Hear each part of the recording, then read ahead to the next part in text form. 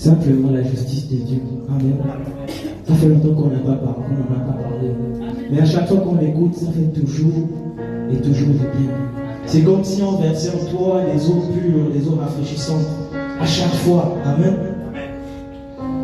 Ce matin, le message a deux volets, évangélique et exhortatif, s'il faut le dire ainsi. Amen.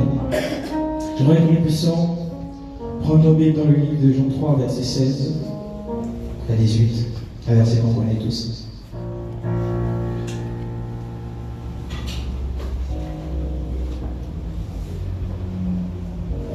Lisons la parole maintenant dans le livre de Jean, chapitre 3, à partir du verset 16. La Bible déclare: car Dieu a tant aimé le monde qu'il a donné son Fils unique, afin que quiconque croise en lui ne périsse point, mais qu'il ait la vie éternelle. Verset 17. Dieu, en effet, n'a pas envoyé son Fils dans le monde pour qu'il juge le monde, mais pour que le monde soit sauvé par lui. Celui qui croit en lui n'est point jugé, mais celui qui ne croit pas est déjà jugé, parce qu'il n'a pas cru au nom du Fils unique de Dieu. Amen. Est-ce qu'on peut s'asseoir? Bien, mais avant d'aller plus loin, j'aimerais vous poser cette question. Qu'est-ce que croire en Jésus? Amen. Qu'est-ce que croire en Jésus? La Bible dit que celui qui croit en Jésus a la vie éternelle. Car il a tant aimé le monde qu'il a donné son Fils unique afin que quiconque croise en lui ne périsse point, mais ait la vie éternelle. Et les gens se basent sur ce passage pour dire que bon, je crois que Jésus est mort à la croix, je crois que Jésus m'a sauvé, je crois que Jésus est mon sauveur, et ainsi je suis né de nouveau. Bien aimé, est-ce que tout le monde sait que le président de la République, jusqu'au terme Oligui Nguema, est le président du Gabon? Est-ce que tout le monde sait que c'est lui qui gouverne ici au Gabon? Est-ce que tout le monde sait que c'est lui qui fait les dons partout à gauche, à droite? Oui. Amen. Mais cependant, est-ce que tout le monde croit en sa politique? Amen. Sinon, il n'y aurait pas d'opposant. Amen. Ça veut dire qu'on peut savoir qui est Jésus, mais ce n'est pas le fait de savoir ce qu'il a fait ou ce qu'il est qui veut dire que nous sommes enfants de Dieu ou bien que nous avons la vie éternelle. Ça veut dire que pour croire en un homme, c'est croire en sa doctrine, c'est croire en ce qu'il affirme, c'est croire en son message. Amen. C'est croire en ce que cet homme a à dire, s'il faut le dire ainsi. Amen. Ce n'est pas savoir que bon, Jésus est mort à la croix, Jésus a payé pour mes péchés, Jésus a guéri les malades, ce n'est pas ça croire en Jésus, ça c'est savoir ce que Jésus a fait. Amen. Or ce n'est pas ça qui donne la vie éternelle. La Bible dit que celui qui croit en lui. Amen. Alors quel est le message de Jésus? Qu'est-ce que Jésus est venu nous annoncer? Amen. Nous allons prendre nos Bibles. Jésus dit: l'Esprit du Seigneur est sur moi car il m'a oint pour annoncer la bonne nouvelle. Dans le livre de Actes 20, verset 24, Paul va plus loin en disant la bonne nouvelle de la grâce de Dieu. Amen. Ça veut dire que normalement, lorsqu'on est enseigné la bonne nouvelle, on doit te parler de la bonne nouvelle de la grâce de Dieu. Amen. Ok. Prenons Ésaïe 42, verset 20. Jésus a dit: je suis l'Esprit du Seigneur est sur moi, il m'a oint pour annoncer la bonne nouvelle. Ici, dans Ésaïe, va plus loin, il dit: voici mon serviteur que je soutiendrai, mon élu en qui mon âme prend plaisir, j'ai mis mon esprit sur lui. Donc, on l'a oint pour annoncer la justice aux nations. Ça veut dire que la bonne nouvelle de la grâce de Dieu, c'est la justice, ce qu'on appelle la justice de Dieu. Amen. Ça, je sais que tout le monde le connaît. Amen. Romains 1, verset 16 à 17. Lisons la parole du livre de Romains 1, versets 16 à 17. Excusez-moi. Romains 1, verset 16 à 17. La Bible déclare: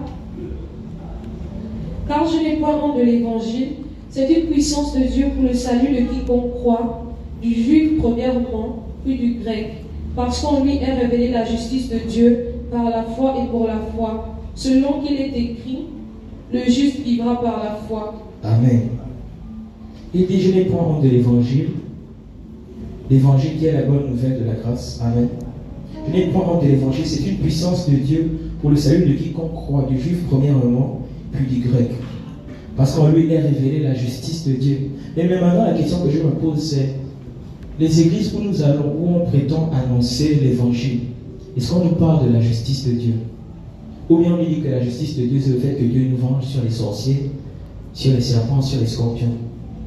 Amen. Pourquoi vient-on nous dire, je peux jouer, pourquoi vient-on nous dire, nous évangélisons, nous disons que je t'annonce la bonne nouvelle, je t'annonce l'évangile. Mais cependant, l'évangile qui sort, on te dit, si tu mens, tu vas aller en enfer. Si tu mens, si tu fais telle chose, tu iras en enfer. Si tu fais telle... Finalement, en quoi est-ce que c'est une bonne nouvelle? Amen. Ça veut dire que le premier facteur pour reconnaître une bonne église, c'est de savoir est-ce qu'ils enseignent la justice de Dieu. Ça veut dire qu'aller dans une église, quand on ne t'enseigne pas la justice de Dieu, normalement tu perds ton temps. Amen. Parce que la Bible dit que c'est ça même qui soutient l'évangile. Donc lorsqu'on vient te dire évangile, je t'annonce l'évangile, mais que l'évangile qu'on te donne, il n'y a pas de justice de Dieu à l'intérieur, c'est que normalement tu perds ton temps. Amen. On va aller plus loin. Prenons Jean 10, aujourd'hui on va beaucoup lire. Prenons Jean 10, verset 9. Une personne, Jean 10, verset 9, l'autre personne, Matthieu 16, verset 18. Jean 10, verset 9, la Bible déclare, je suis la porte, si quelqu'un entre par moi, il sera sauvé. Amen. Qui parle? Jésus. Écoute, Jésus dit, je suis la porte, si quelqu'un entre par moi, il sera sauvé. Matthieu 16, verset 18. Matthieu 16, verset 18. La Bible déclare, et moi, je te dis que tu es Pierre, et sur cette pierre, je bâtirai mon église, et que les portes du séjour des morts ne prévaudront point contre elle. Amen. Est-ce que vous voyez la différence? Jésus dit, je suis la porte, celui qui passe par moi sera sauvé. Et ensuite il dit, tu peux reprendre le passage. Et moi, je te dis que tu es Pierre, et que sur cette pierre, je bâtirai mon église, et que les portes du séjour des morts ne prévaudront point contre elle. Donc il y a une seule porte qui sauve, et il y a plusieurs portes qui emmènent l'église dans le séjour des morts. Or Jésus, lorsqu'il parlait là, il était homme. Ça veut dire que les portes en question, ce sont des hommes. Ça veut dire Jésus qui nous sauve, c'est un homme. Amen. C'est une porte. Ça veut dire qu'il y a un homme qui sauve et il y a plusieurs hommes qui mènent l'église vers le séjour des morts. Amen. Est-ce que c'est clair? On va avancer. Prends... on va beaucoup lire. Ok. Maintenant, les hommes qui emmènent l'église vers le séjour des morts, est-ce qu'ils le font consciemment? Ou bien est-ce qu'ils le font... Comment je dirais? Est-ce qu'ils le font consciemment? C'est ça le terme. Est-ce que lorsqu'ils le font, ils savent ce qu'ils font? Amen. Ces hommes, on les appelle les hommes d'iniquité, ou encore les hommes iniques, ou encore des injustes. Certains disent que l'iniquité, c'est le péché mignon. C'est le péché duquel on n'arrive pas à se débarrasser. C'est faux. Mais il n'y a pas de péché dont quelqu'un n'arrive pas à se débarrasser. La Bible dit que le Saint-Esprit met en nous le vouloir et le faire. Amen. Ça veut dire que lorsque tu es né de nouveau et qu'il y a une action dont tu n'arrives pas à te défaire, c'est tout simplement un problème de manque de renouvellement d'intelligence. Amen. Ce n'est pas l'iniquité. Pourquoi? Parce que si tu es né de nouveau, que ton intelligence n'est pas renouvelée, il est normal que tu continues de pratiquer certaines choses du passé. Mais ça ne veut pas dire pour autant que tu n'es pas né de nouveau, que tu commets l'iniquité. Amen. Donc c'est quoi l'iniquité proprement dit? L'iniquité est tirée à deux connotations. La première connotation, c'est anomia. Anomia qui veut dire révolte contre la loi de Dieu. Amen. La loi de Dieu, ce n'est pas tu ne feras pas ci, tu ne feras pas ça, tu ne feras pas ça. Non. Dans le livre d'Éphésiens, il dit que j'écrirai mes lois dans leur cœur. Je mettrai mes lois dans leur cœur et je les écrirai dans leur esprit et je les écrirai sur la table de leur cœur. Amen. Or, la Bible dit également dans le livre de Jean qu'il convaincra l'Église en ce qui concerne la justice. Amen. La loi de Dieu n'est pas la loi de Moïse qui dit tu ne feras pas ci, tu ne feras pas ça. Pourquoi? On va exemplifier. Dans la Bible, il n'est pas écrit tu ne fumeras point. Amen. Il n'est pas écrit tu ne prendras point le kobolo. Ça veut dire que normalement, si on se base sur la loi de Moïse, moi j'ai le droit de venir fumer ici à l'église. Parce que la Bible n'interdit pas ça. Amen. Or, lorsque tu marches selon la loi de Dieu, qui est la conviction de justice dans ton cœur, la conviction du Saint-Esprit, le Saint-Esprit peut te dire, ne va pas t'interdire. Mais il va te dire, est-ce que tu penses que, étant fils du roi des rois, fille du roi des rois, amen, nouvelle créature, portant la gloire de Dieu, est-ce que tu penses que fumer est digne de toi? Amen. Le Saint-Esprit va te pousser à te dire, la loi de Dieu c'est ça, la conviction du Saint-Esprit. Il va te pousser à te dire, ok, la Bible dit que, il fait à la grâce à moi les vies selon la chair. Tout nous est permis et tout ne nous est pas utile. Amen. Le Saint-Esprit c'est celui qui va te dire, je sais que tu peux fumer, mais en quoi c'est utile à l'avancement de mon œuvre? Tu peux aller dans les boîtes, tu peux aller en boîte de nuit, tu peux aller dans les snacks. Bon, lorsqu'on te voit là-bas, lorsque tu m'emmènes, moi, le roi des rois, dans les snacks, est-ce que tu penses que ça me glorifie? Amen. C'est ce qu'on appelle la loi de Dieu. Amen. Ce n'est pas la loi de Moïse. Donc ça veut dire l'iniquité, le premier sens, anomia, c'est révolte contre la loi de Dieu. Ça veut dire que ce sont des personnes qui marchent, qui préfèrent marcher avec la loi de Moïse plutôt qu'avec la conviction du Saint-Esprit. Amen. La deuxième connotation, c'est adikia, toujours en grec, qui veut dire injustice contraire à la droiture divine. Or, quel est le contraire d'injustice? C'est justice. Amen. Ça veut dire quoi? Dieu a donné des règles, des moyens d'aller au ciel. Amen. Mais il y a des gens qui disent non. Moi je crois que pour aller au ciel, il faut respecter ci, il faut se sanctifier, il faut faire ci, il faut faire ça, il faut faire ça. Et là, ces gens-là, c'est eux qui sont le cadre adikia. C'est toujours iniquité. Amen. Il dit c'est injustice contraire à la loi de Dieu. Ça veut dire que Dieu a mis des voies et moyens pour aller au ciel. Il a dit c'est bon, c'est par la justice de Dieu. Amen.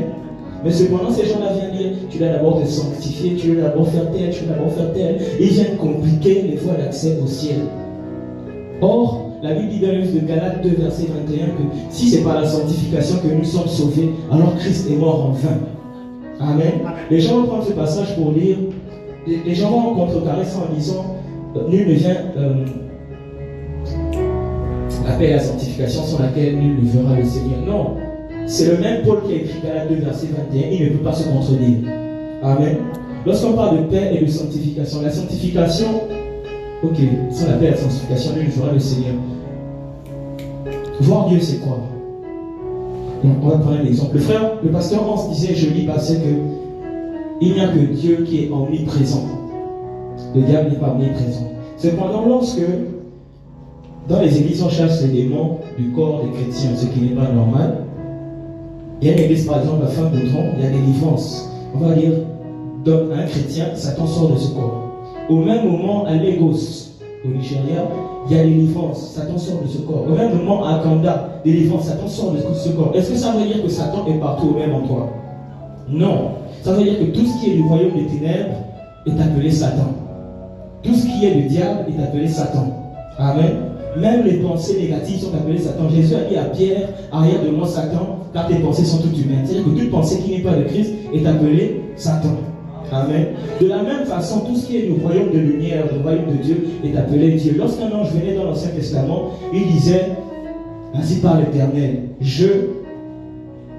c'est-à-dire que lorsqu'il parlait en lieu et place de l'Éternel, il devenait l'Éternel. Amen. Ça veut dire, lorsqu'on dit que pratiquer la paix et la sanctification sans laquelle personne ne verra le Seigneur, voir Dieu, ce n'est pas aller au ciel. Voir Dieu, c'est voir les merveilles de Dieu. Si tu dis que tu veux pouvoir manifester le règne de l'Esprit, expérimenter le règne de l'Esprit, vivre certaines choses surnaturelles selon Christ, il faut la sanctification. Mais ce n'est pas pour aller au ciel. Amen. C'était pour casser ça. Donc, anomia, révolte contre la loi de Dieu. Amen. Adikia, injustice contraire à la droiture divine. Ça veut dire l'iniquité. Ce sont ces deux définitions. Ça veut dire que l'homme inique, c'est l'homme qui est injuste. Amen. L'homme injuste, c'est celui. Prenons Matthieu 5, verset 45, un passage qu'on prend tous les jours.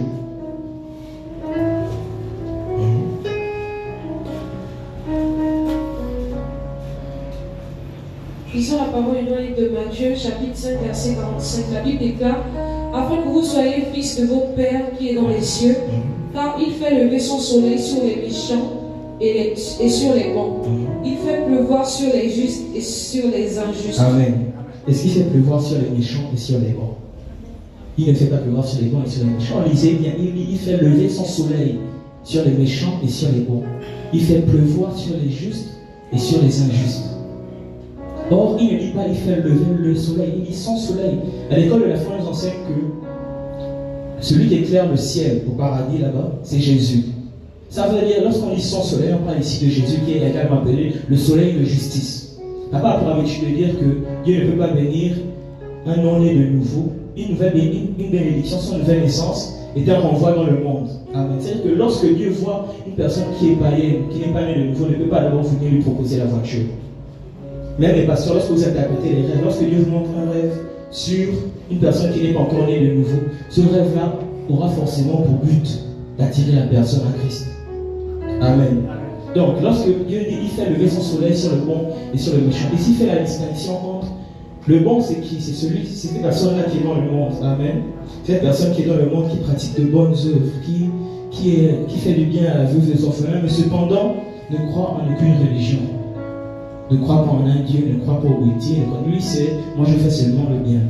Le méchant, c'est le braqueur. Amen. Il ne croit pas en un Dieu. Il braque, il tue, fait toutes sortes de mal. Amen. Maintenant, après, il rentre dans le cadre de la religion. Et il fait pleuvoir sur le juste et sur l'injuste. Donc, lorsqu'il parle du monde, la première chose qu'il propose, c'est la justice de Dieu. Maintenant, il rentre dans l'église, dans la religion. L'injuste, c'est qui? L'injuste, c'est toute personne qui reconnaissent l'existence d'un Dieu. Amen. Qui sont à la recherche de Dieu, mais cependant n'empruntent pas les voies que Christ a laissées. Amen. Lorsque vous allez dans le métier, ils vont vous dire qu'ils croient en Dieu. Lorsque vous allez dans toutes les traditions, ils vont vous dire que c'est Dieu. Amen. Lorsque vous allez chez Sainte Marie, Mère de Dieu, Dieu. Lorsque vous allez chez Allah, Dieu. Amen. C'est-à-dire que toutes ces personnes sont dans la justice. Pourquoi? Parce qu'elles soupirent après Dieu, croient, comment dirais-je, croient en l'existence du divin, de Dieu, mais cependant veulent être justifiés selon leurs propres moyens. Amen. Maintenant, vous allez poser la question, mais pourquoi alors Dieu fait pleuvoir sur eux? Parce que la Bible est claire. Dieu est le rémunérateur de ceux qui le cherchent. Ça veut dire que Dieu bénit tous ceux. Lorsque tu reconnais déjà le divin, amen, Dieu peut déjà te bénir. Amen. Cependant, ce n'est pas, je vais prendre un exemple, ce n'est pas parce que Dieu te bénit que ça veut dire que tu es son enfant. Il y a quelqu'un qui a chanté Oliguier, président, Oliguier, je ne sais pas combien de millions il a reçu. Amen. Cependant, après avoir chanté cela, Oliguier s'est rapproché, le président s'est rapproché de lui pour le bénir. Amen. Jésus dit, lorsqu'il envoie les disciples disent, Maître, nous avons vu les gens qui enseignaient également en ton nom. Jésus dit, laissez-les faire. Amen. Laissez-les faire, celui qui n'est pas contre nous et pour vous. Mais est-ce que Jésus les connaissait? Amen. Est-ce que ces personnes-là étaient là le jour où le Saint-Esprit est descendu dans les apôtres? Non. Est-ce que ces personnes sont nées de nouveau? Est-ce que ces personnes peuvent être appelées fils de Dieu? Non. Amen. C'est-à-dire que Dieu peut bénir parce que dans tous les cas, ces personnes-là mentionnent le nom de Dieu. Et qu'on le veuille ou non, ça fait quand même sa publicité. Amen. Même si ce n'est pas le bon sens, ça fait quand même sa publicité. Donc Dieu peut faire pleuvoir là-bas. Maintenant, la Bible dit également qu'il fait pleuvoir sur le juste.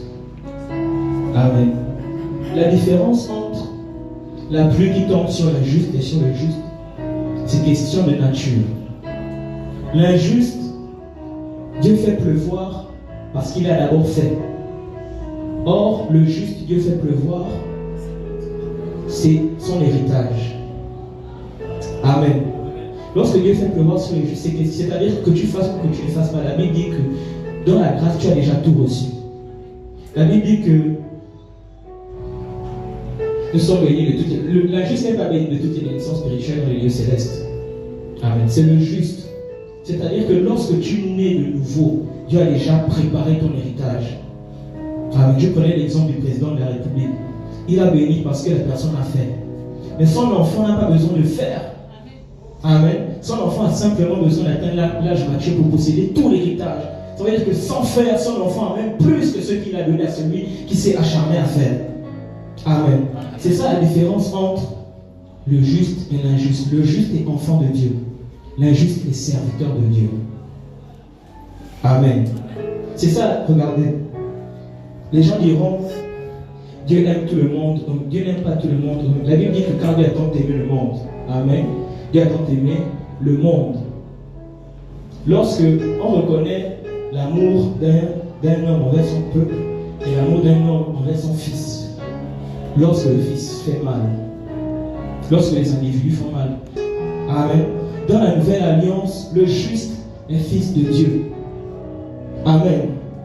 L'injuste n'est pas fils de Dieu. L'injuste est serviteur de Dieu. Il doit faire pour que Dieu fasse. Or, dans la nouvelle alliance, nous faisons parce que Dieu a fait. Amen. Est-ce que tu peux acclamer pour toi-même? Amen.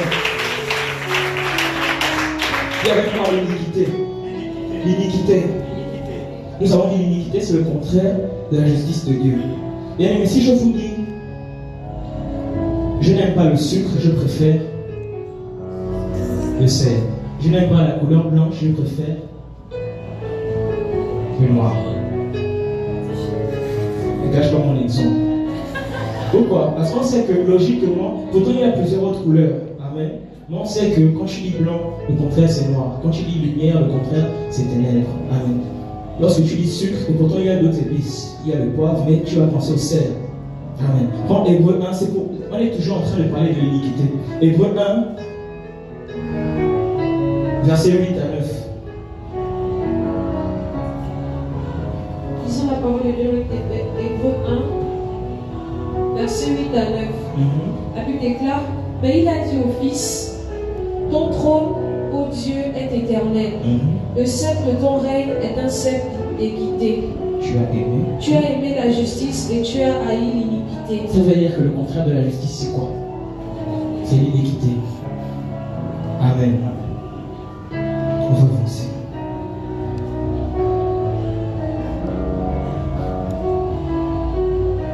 Et avec moi les hommes d'iniquité. Les hommes iniques. Nous avons les hommes iniques, ce sont les personnes qui ont choisi leur propre voie de salut. Amen. Ce sont des personnes qui, au lieu de marcher par la conviction du Saint-Esprit, préfèrent marcher par... La Bible parle de la justice humaine. Amen. Ok. Prends Romains 10, versets 1 à 4. Ces personnes-là sont souvent très zélées. Amen. Je disais au début que ces personnes ne sont pas forcément méchantes. Ces personnes ne font pas parfois exprès. Amen. Prends Romains 10, verset 1 à 4. Lisons la parole de Romains 10, verset 1 à 4. La Bible déclare, frère. Paul ici parle des personnes qui sont zélées pour Dieu, des personnes qui servent Dieu. Amen. Vas-y. Frère, le vœu de mon cœur et ma prière à Dieu pour eux, c'est qu'ils soient sauvés. Amen. Je leur rends le témoignage qu'ils ont du zèle pour Dieu, Amen. mais sans intelligence. Amen. Ne connaissent pas la justice de Dieu. Amen. Et cherchant à établir leur propre justice. Amen. Ils ne sont pas soumis à la justice de Dieu. Amen. Car Christ est la fin de la loi. Amen. Pour la justification de tous ceux qui croient. Amen. En effet, c'est bon? Amen. Il dit, je leur rends témoignage. Il leur rend témoignage à cause du zèle qu'ils ont. Amen. Ils servent, ils font des offrandes. Amen. Ce sont eux qui sont à l'église à 6 heures. Mais le seul problème, c'est qu'ils font ces œuvres-là en pensant que c'est ça qui leur donne le ciel. Amen. C'est ce qu'on appelle les œuvres, donc dans Galates 2, verset 21, les œuvres de la loi. Et il dit quoi à la fin? Ils cherchent à établir leur propre justice. Ils ne sont pas soumis à la justice de Dieu. Car Christ est la fin de la loi pour la justification de celui qui croit. Amen. Christ est la fin de la loi. C'est-à-dire que eux, ils ne veulent pas laisser la loi finir. Ils ne veulent pas laisser la loi partir. Amen.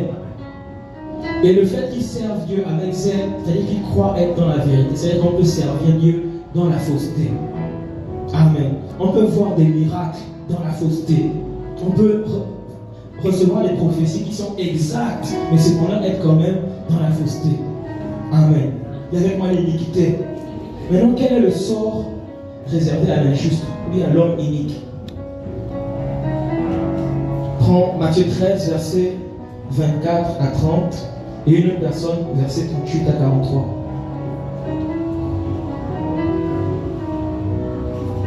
Lisons la parole de Matthieu 13, à partir du verset 24.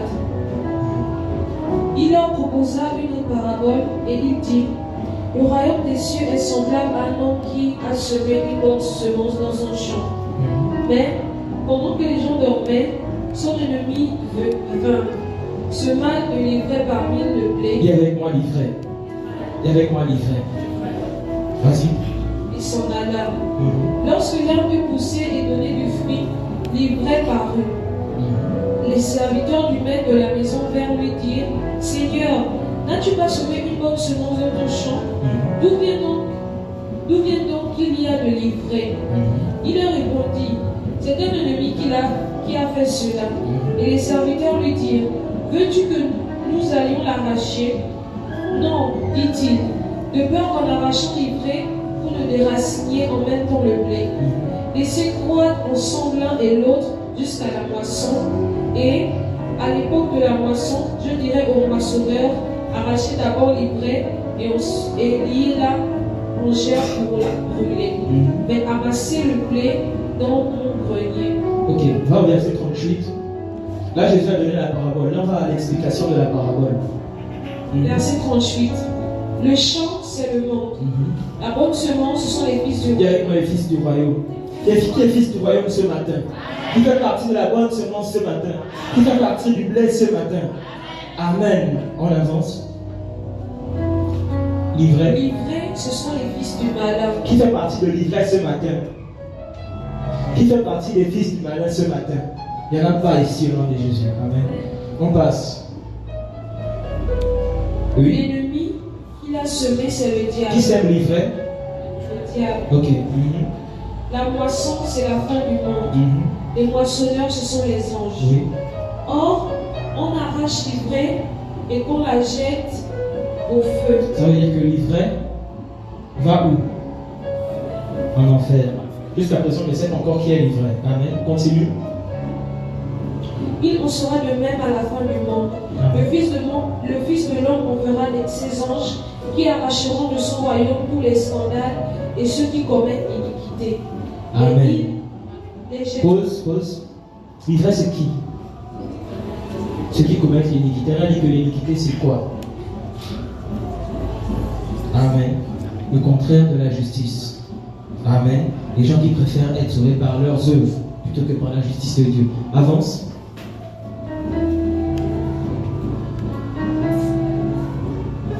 Verset 42. Et ils jetteront dans la fournaise ardente, et ils les jetteront dans la fournaise ardente, où il y aura des pleurs et des grands seconds dedans. Alors les justes resplendiront. Dis avec moi le juste. Resplendiront comme le soleil dans le royaume de leur Père. Que celui qui a des oreilles pour entendre, entende. Amen.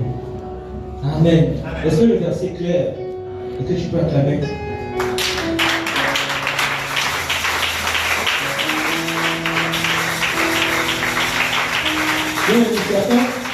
Lorsqu'on enseigne la justice, attestent et disent: je crois que c'est la vraie parole.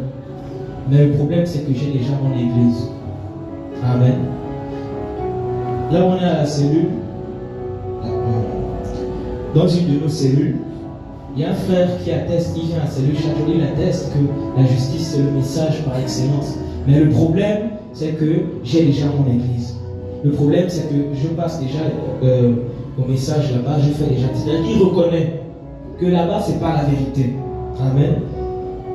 Mais cependant, chaque dimanche, il est là-bas. Si tu m'entends, frère, je ne peux pas te dire sans face, mais c'est pas bon. Amen. Mais Le problème, lorsque Dieu regarde l'église, il ne regarde pas d'abord les membres. Il regarde d'abord la tête. Amen. Ça veut dire que même si toi tu connais la justice, mais étant dans une assemblée où on t'enseigne le mensonge, Dieu prenons ça, on va voir ça bibliquement. Prends Matthieu 15, verset 10 à 14. Oui. Lisons la parole est dans le livre de Matthieu 15, verset 10 à 14. Écoutez et comprenez. Ce n'est pas. Excusez-moi. C'est en vain qu'ils m'honorent en enseignant des préceptes qui sont des commandements d'hommes. Écoutez et comprenez. Excusez-moi. Ayant appelé à lui la foule, il lui dit, écoutez et comprenez. Ce n'est pas ce qui entre dans la bouche qui souille l'homme. Amen. Les pharisiens, ce sont des personnes. Non, on va continuer, laisse-toi. Ce sont des personnes ce ne sont pas des mauvaises personnes. Amen. Lorsqu'aujourd'hui on lit les évangiles, on se dit que les pharisiens, ce sont des gens qui combattaient Jésus. Mais ils avaient raison de combattre Jésus. Jésus vient leur annoncer quelque chose de contraire à la loi de Moïse. Or, un pharisien, c'est quelqu'un qui défend avec ferveur la loi de Moïse. Ils ne font que ce que la loi demande de faire. Amen. Maintenant, Jésus vient et leur dit, écoutez, je vais lire, écoutez, ce n'est pas ceux qui entrent dans la bouche qui souillent l'homme. Pourquoi? Parce que dans la loi, on dit par exemple de ne pas manger. Dans la loi, c'est interdit de manger le porc, les côtistes. Amen. Dans la loi, c'est interdit de manger les animaux qui ont les pieds fourchus. Il faut dire ça comme ça. Dans la loi, c'est interdit. Amen. Et Jésus vient dire, ce n'est pas ceux qui entrent dans la bouche qui souillent l'homme. Alors ses disciples s'approchèrent et lui dirent, sais-tu que les pharisiens ont été scandalisés des paroles qu'ils ont entendues? Amen. Il répondit, toute plante que n'a pas... L'ivresse, c'est quoi? C'est une plante. Le blé, c'est une plante. Toute plante que n'a pas planté mon Père céleste sera déracinée. Laissez-les. Les pharisiens, ce sont des personnes qui enseignaient à d'autres personnes. Amen. Il dit, laissez-les. Ce sont des aveugles qui conduisent d'autres aveugles. Donc, et la personne qui enseigne la loi de Moïse, et les personnes qui sont enseignées sont aveugles. Et il dit, si un aveugle conduit un autre aveugle, ils tomberont tous deux dans la fosse. Amen. Ça veut dire que ce n'est pas le fait, même si tu connais, tu attestes à la justice, mais que tu es dans une assemblée où la tête n'atteste pas à la justice, et la personne qui enseigne et toi-même, c'est dans la fosse. C'est la Bible qui dit ça. Amen. Si on avait fait l'affirmation comme ça, si on fait un séminaire comme ça, tous ceux qui sont dans une église n'atteignent pas la justice, vous irez en enfer, vont encore venir nous lapider. Or, la Bible est claire. Amen. Et avec moi, l'iniquité. Comment reconnaître l'iniquité? Amen. 2 Thessaloniciens 2, versets 7 à 14. Je pense que je vais terminer le message. Je vais aller vite, je vais lire. Trouve quand même le verset. 2 Thessaloniciens 2, versets 7 à 14. Car le mystère de l'iniquité agit déjà. Amen. Il faut seulement que celui qui le retient encore ait disparu. C'est le Saint-Esprit. Et alors paraîtra l'impie que le Seigneur Jésus détruira par le souffle de sa bouche, et il l'anéantira par l'éclat de son avènement. Diminue un peu le piano, s'il te plaît. L'apparition de cet impie se fera donc. L'Antichrist, ok. L'apparition de cet impie se fera par la puissance de Satan. Dis avec moi la puissance de Satan. Avec toutes sortes de miracles, de signes et de prodiges mensongers, et avec toutes les séductions de l'iniquité. Amen. Pour ceux qui périssent, parce qu'ils n'ont pas reçu l'amour de la vérité pour être sauvés. La Bible dit dans le livre de Jean 1,17 que la loi est venue par Moïse, la grâce et la vérité sont venues par Jésus. C'est-à-dire que la vérité, c'est quoi? C'est ce que Jésus a apporté. Nous, on parle de ça, c'est la justice de Dieu. Il dit qu'ils n'ont pas reçu l'amour de la vérité pour être sauvés. Et parce qu'ils n'ont pas reçu l'amour de la vérité, ils sont séduits par la puissance de Satan, à travers les miracles, les guérisons, les prodiges. Amen. Okay. Aussi, ça veut dire que lorsqu'on t'enseigne la justice de Dieu, et que tu fermes, tu dis oui, mais tu fermes ton cœur, voici ce qui se passe. Aussi, Dieu leur envoie une puissance d'égarement pour qu'ils croient au mensonge. Amen. Il y a des personnes à qui tu enseignes la justice. Amen. Ils vont te dire ce que tu dis est vrai, mais c'est faux. Ça a quel sens? Amen. Et ils préfèrent s'attacher à la loi de Moïse. Et la Bible dit que là, ce n'est pas le diable, hein? C'est Dieu lui-même qui te fait croire. Il dit vas-y. Parce que la chair, quel que soit ce que tu vas faire, la Bible dit le péché enfermé dans la chair. Donc Dieu ne pourra jamais te trouver pur s'il s'agit de la chair. Amen. Dieu ne pourra jamais considérer que tu es saint s'il ne s'agissait que de la chair. La preuve en est, c'est que hier tu t'es peut-être lavé à 24 heures, mais le matin à 6 heures tu t'es senti encore sale, tu allais te laver. Amen. Dieu ne pourra jamais te trouver saint en ce qui concerne l'âme. La preuve en est, c'est que même lorsque tu pries, parfois tu as des flashbacks de ce que tu as fait hier. Il n'y a que toi qui sais avec le Saint-Esprit. Amen. C'est-à-dire que si Dieu se base sur tes pensées, ou bien sur ta chair, pour dire que tu es saint, personne ne peut entrer au ciel. Parce que les pensées sont comme la vue. Amen. Ça n'a pas de frein. Donc, lorsque tu es en train de prier, et une pensée bizarre te vient, tu vas te dire, ça y est, Dieu m'a vu. Amen. Dieu a vu ce que j'ai fait. Et tu vas culpabiliser pendant la prière. Oh, la Bible dit que ceux qui adorent, le Père l'adore en esprit et en vérité. L'esprit, c'est le lieu là où est la justice de Dieu, qui est le Saint-Esprit. L'esprit, c'est lorsque l'homme te regarde, il voit la chair. Mais lorsque Dieu te regarde, il préfère voir l'esprit. La Bible dit dans le livre d'Éphésiens qu'il s'est fait amnésique de nos péchés. Amen. Dans la suite du passage que nous avons pris, là où il dit que j'écrirai mes lois dans leur esprit, je mettrai mes lois dans leur esprit, je les écrirai sur la table de leur cœur. Il dit, je pardonnerai leurs iniquités et je ne me souviendrai plus de leurs péchés. Amen. Est-ce que tu vois à quel point la justice de Dieu est simple et belle à entendre? Amen. Dieu choisit d'oublier tes péchés. Lorsque tu nais de nouveau, Dieu ne regarde pas à ce que tu fais. Dieu regarde à qui tu es. Parce qu'il sait que quoi que tu fasses, tu ne pourras jamais égaler le degré de sainteté dont il a besoin. Amen. Amen. Mais il sait qu'à cause de ce qu'il a fait, tu as déjà atteint le niveau de sainteté dont il a besoin. Dans ton esprit. Amen. Amen. Est-ce que tu peux acclamer pour toi? Amen. Maintenant, sur tout ce qui a été dit maintenant, nous allons prendre un passage dans la loi, on a pour habitude de nous sortir. Amen. Prends Matthieu 7, verset 22 à 23. Nous avons tous compris ce qu'est l'iniquité. Amen. Vas-y.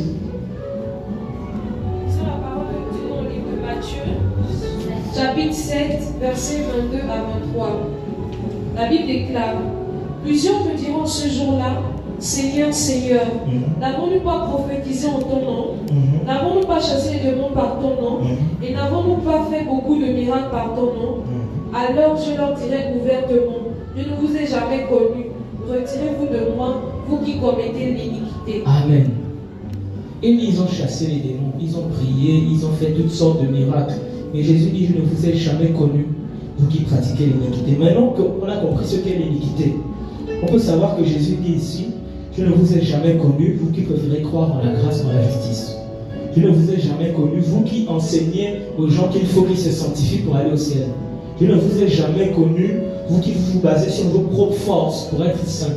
Je ne vous ai jamais connu, vous qui dites aux fidèles qu'il faut se sanctifier matin, midi, soir, il faut d'abord faire tel pour que je les accepte. Amen. Je ne vous ai jamais connu, vous qui ne marchez pas par la conviction du Saint-Esprit, mais par ce que Moïse a dit. Pratiquer l'iniquité, ce sont ces choses-là. Amen. Regardez.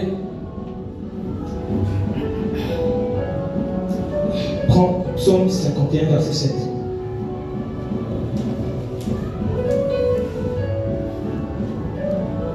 Et parfois nous disons ça ici, que lorsque nous naissons naturellement pécheurs. Et je soupirais après trouver un verset palpable. Et le Saint-Esprit me l'a montré. Amen. Prends Psaume 51, verset 7. Le grand David. Amen. Vas-y. Psaume 51, verset 7, David déclare: voici, je suis né dans l'iniquité, et ma mère m'a conçu dans le péché. Mais tu veux que la vérité soit au fond du cœur. Fais donc pénétrer. Attends, pause. Je vais prendre la version 50, la version seconde 21. Il dit, oui, depuis ma naissance, je suis coupable quand ma mère m'a conçu. J'étais déjà marqué par le péché. Amen. Ici, David dit clairement que lorsque tu nais, tu es déjà pécheur. Quoi que tu fasses, tu es pécheur. Adam a fait. Amen. Ça nous enseigne ça. On accepte que nous sommes tous pécheurs. Mais la Bible dit de même, ça veut dire de la même façon dont Adam a fait et qu'on a été condamné, de cette même façon, Jésus est venu obéir et nous a rendus justes. Bon, si on part sur cette base-là, est-ce que lorsque vous êtes né, vous savez comment savoir? Lorsque vous êtes né, est-ce que vous buviez? Est-ce que vous fumez? Est-ce que lorsque vous étiez bébé? Non, mais la Bible dit que vous êtes quand même pécheur. Lorsque Jésus vient, la Bible dit que vous êtes rendus justes. Amen. Est-ce que pour être juste, il faut d'abord que vous arrêtiez de boire, de fumer ou de commettre le péché? Non. Non. Vu que lorsque vous avez été rendu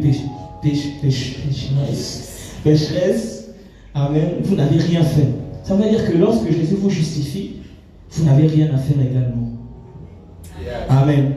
Vous n'avez rien à faire. C'est simplement, c'est ce qu'on appelle la grâce de Dieu. C'est une faveur imméritée.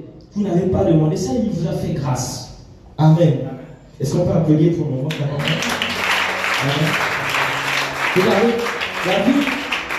David a reçu la révélation de la justice. Et il dit dans le psaume, je ne sais plus trop lequel, il dit, heureux l'homme à qui Dieu n'impute pas le péché. David, celui que Dieu appelait l'homme selon mon cœur, il dit, je suis pécheur depuis la naissance. Heureux l'homme à qui Dieu n'impute pas le péché. C'est-à-dire que David aurait aimé être à ta place en ce moment. David aurait aimé avoir cette justice qu'on t'enseigne aujourd'hui.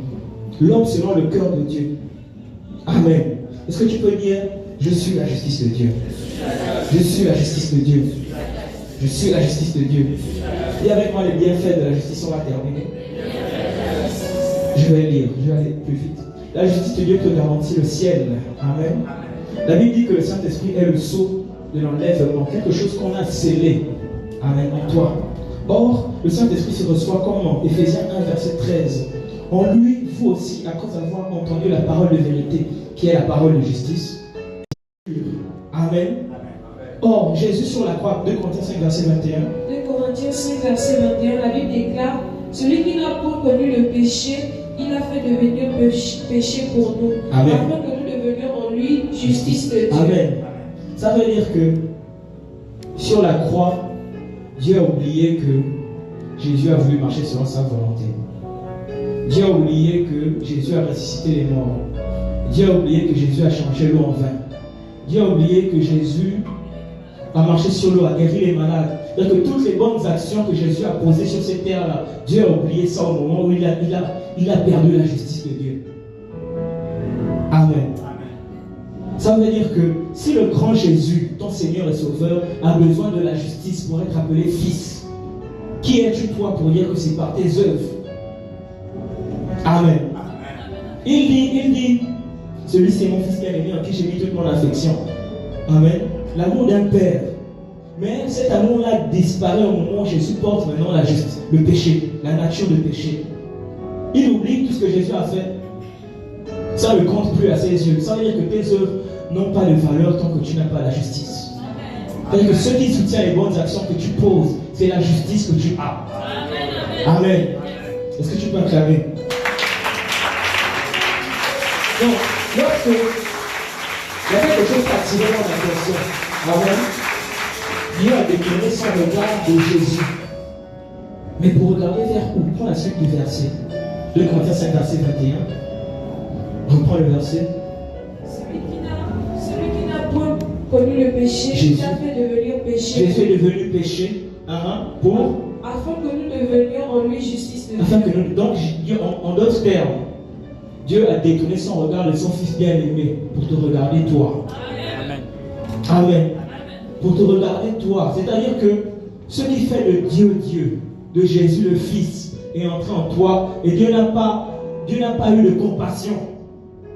Est-ce qu'aujourd'hui on ne lui dit pas que pour que Dieu puisse t'agréer, tu vas d'abord te lamenter, que Marie-Mère de Dieu font là. Pardonne-moi, pauvre pécheur, c'est ma pauvre faute, c'est ma pauvre faute. Quand on nous dit qu'on doit s'humilier, on doit se lamenter, c'est ma propre faute, c'est ma propre. Non, amen. Dieu ne regarde pas à ça, Dieu regarde à la justice que nous avons. Si Jésus a besoin de la justice pour être appelé fils, à plus forte raison nous. Amen. Et regardez, hein, le Père revient comme si de rien n'était. Dans le livre d'Hébreux, quand Jésus ressuscite, refait la justice, il revient maintenant. Dites-moi, le Père n'a pas engendré Jésus depuis. Il dit au commencement était la parole, c'est-à-dire que le Fils existe depuis. Mais il vient dans le livre d'Hébreux, lorsque Jésus ressuscite, il dit: tu es mon fils, je t'ai engendré aujourd'hui. C'est-à-dire que lorsque Jésus ressuscite et revêt à nouveau la justice, il dit: tu es mon fils, je t'ai engendré aujourd'hui. Ça veut dire qu'il n'était plus son fils. Amen. Et il dit encore: je serai pour toi un père et tu seras pour moi un fils. Donc, Jésus devait se sentir comme Amen. Donc, tu détournes, j'ai porté le péché seulement quelques jours. Tu m'as oublié. Amen. Est-ce que vous voyez à quel point Dieu ne nous aime pas à cause de ce que nous faisons, mais à cause de ce qu'il est en nous? À cause de ça, la justice de Dieu, c'est la nature de Dieu. La Bible dit: tel Jésus est, tel tu es dans ce monde. Amen. La Bible dit que ceux qu'il a appelés, il les a. Non. Ceux qu'il a. Il y a 4 étapes. Ceux qu'il a appelés. Ceux qu'il a connus d'avance, il les a prédestinés. Ceux qu'il a prédestinés, il les a appelés. Ceux qu'il a appelés, il les a justifiés, glorifiés. Regardez, il dit: ceux qu'il a justifiés, il les a glorifiés. Il n'a pas dit seront glorifiés. Et la Bible dit: tel Jésus est. Jésus est quoi en ce moment? Il est glorifié, il est saint, 3 fois saint. La Bible dit: tel tu es dans ce monde, pas quand tu vas mourir. Amen. Ça veut dire la justice de Dieu est ce qui fait de Dieu Dieu. Amen. Toute la puissance que Jésus, qui a ressuscité Jésus d'entre les morts, est là en toi, sommeille en toi. Mais le problème, c'est que nous ne reconnaissons pas ça. Amen. Le problème, c'est que nous ne c'est question de renouvellement d'intelligence. Amen. C'est question. La Bible dit que nous avons reçu la plénitude de Dieu. La Bible dit, ça veut dire que tu n'es pas moins que ce que Jésus est. La Bible dit que nous avons pleinement reçu la plénitude de la divinité dans notre esprit. Amen. Ça veut dire qu'en ce moment-là où tu es, Dieu te considère égal à lui-même. La Bible dit que nous sommes héritiers de Dieu, co-héritiers avec Christ. Ça veut dire que quand Jésus te regarde, il se voit. Et vous pouvez parler comme ça. Amen. Et avec moi la justice de Dieu. La justice de Dieu. La justice de Dieu. Je suis juste. Je suis saint. Je suis juste. Je suis saint. Amen. Bien aimé, lorsque tu es juste, je parlais tout à l'heure de renouvellement d'intelligence. Amen. Là, j'exhorte maintenant les fils de la maison. Amen. La Bible dit que la deuxième maison, la seconde maison sera plus grande que la première. Amen. Lorsque, dans la nouvelle, la loi, c'était une maison. Dans une maison, il y a des règles. Dans la loi, il fallait faire pour avoir. Dans la loi, il fallait poser des œuvres, soi-disant, pour que Dieu nous remarque. Amen. C'était la loi. Dans la loi, les règles dans la loi, c'était les œuvres.